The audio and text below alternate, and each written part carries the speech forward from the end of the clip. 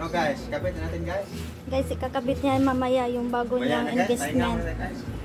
Investment niya dito sa shop. Dito sa Binyan, Laguna. Kaya mamaya mag-live tayo guys. Kung paano niya i-assemble yung motor niya. From stock to alloy. Okay guys, may bagong investment na naman si Ryan sa kita niya dito sa shop. Yan. Lalagay niya sa rider 150. Alloy na siya. Hindi na to kinakalawang. Alloy daw. Ano to yan? Plus 2?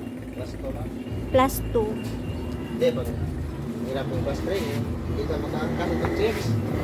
Mahirap daw pag plus 3 kasi hindi daw makaangkas daw ng chicks. Hindi ka makaangkas ng chips. Hindi makaangkas ng chicks. Ito din yung motor niya na katas sa pinaghirapan ni Ryan. Sir Ryan. Katas lang niya yan. Katas.